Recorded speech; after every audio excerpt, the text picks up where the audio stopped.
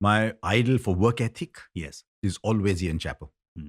Because Ian Chappell never ever said no to a producer. He would, I mean, he was Ian Chappell, right? One of the greatest captains the game has known.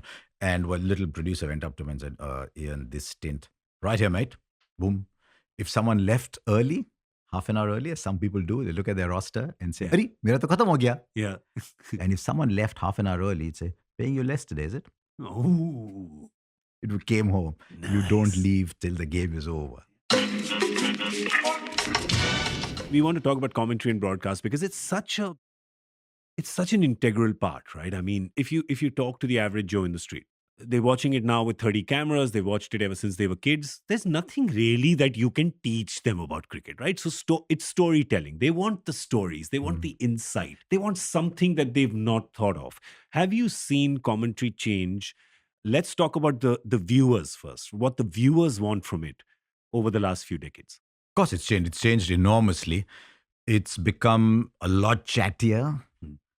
It's become like a soundtrack. Yeah. We went through a phase, and in India always lagged behind because India was always a Doordarshan country, whereas we would occasionally have access to Nine and BBC, and there was no comment. Nine was so much better, but our primary source of all sport was always England. So we listened to the BBC, we heard the BBC radio commentary. We always thought, wow, we will never be as good as them. But it was Australia commentary that came in, and you heard Benno's silence, or on Wimbledon you heard silence, and then oh dear. I said, oh dear, to मैं भी बोल सकता हूँ. So that changed with the tempo of the game. As the tempo of the game changed, you couldn't have Rohit Sharma hitting 3 sixes in a test match and say, oh, well done. So you had to go with the tempo of the game. So 50 overs cricket came in, T20 cricket came in. And so the broadcast had to keep with the tempo of the game. And that is the biggest change that has come about in the broadcast, that we are now a soundtrack, that we are adding to the atmosphere. I think the big turning point was Tony Greig at Sharjah in 98. That Desert Storm. You remember Desert Storm, dare I say, it's blasphemous. Almost as much for Tony Greig making Sachin larger than life. Yeah. And then you realize that you are the voice at key moments of a broadcast. So sometimes you add to the excitement, you add to the drama. Sometimes, as I was very lucky with Tendulkar's farewell game, that you add to the poignancy, you add to the seriousness and the emotion, but you add to the moment. And yeah, it's changed a lot. Today, Richie wouldn't get a gig on a T20 game. Just since you brought it up, you on Sachin's farewell, those 5 or 6 minutes as you spoke, one of the greatest pieces of commentary or broadcasting that I remember, one that's etched in my mind. What I want to ask you about that is, was any of that prepped in your head? Whether it's notes, whether it was thinking ahead, was any of it? You know, it was a deeply emotional moment because in my mind I'd been playing it out as well. For me, my growth, in a sense, I was a satellite. My growth coincided with Sachin's growth. And I knew Sachin before he had played Ranji Trophy cricket as a child, gone to interview him when he was 14, 15 years old, sitting cross-legged on Shivaji Park, chatting with him, asking the long questions which were generating 2-word answers. But Was this before the famous Tom Alter interview yes, with him? no, Or after?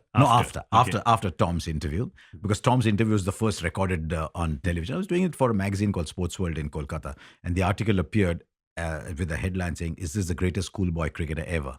So I knew Sachin from then. I knew his brother. His brother sent me photographs to go with the article. Then Sports World paid me whatever money for writing the article, but 100 rupees per photograph. And I said, but those photographs are not mine.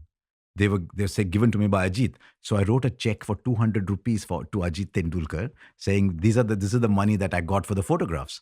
So that's how well I knew the family. I'd been invited to his house once, and I asked Sachin, why is it that you can't take telephone calls from anybody? And he said, "Ata bag ha kai hota." And he put his phone down, pre-mobile era. He put his phone down and started to ring because his father's number was in the telephone directory. Anyone remembers telephone directories? Yeah. So you open the telephone directory, go under Tendulkar, don't go as far as Vijay, because Vijay was the playwright. You went before, and it came to stop at Ramesh Tendulkar. You dialed the number. That was Sachin's house. So they had to put the phone off the hook. They could only make calls, not receive them anymore. The moment you put it on, someone would call. So I knew Sachin from that time. So I knew what it was for Sachin to finish playing and not play the game any longer. And I'd just done a live interview with his wife. while play was going on, West Indies were coming to the end of their innings, and she was talking about how difficult it's going to be for him. She said, cricket will go on, but what will Sachin do? So when that started, when the whole thing happened, I could almost feel the emotion behind the fact that he would no longer play cricket. I think he extended his career because he just didn't know what to do. So the feelings came in, and I'm eternally grateful that Ian Bishop was with me doing commentary, and he's one of the nice guys. I'm not one of the nice guys. Ian Bishop is the nice guy of broadcast. And he put his microphone down and he just said, your moment. It's yours. Because he said, you know this moment. And he didn't speak a word. He was the colleague with me next to me. He didn't speak a word. But I knew what it meant to him. I knew what playing at the Wankhede meant to him. That's why the lines about the 22 yards defining him, because I knew him that well. For many more stories like this, join me on 22 Yarns, a Spotify original.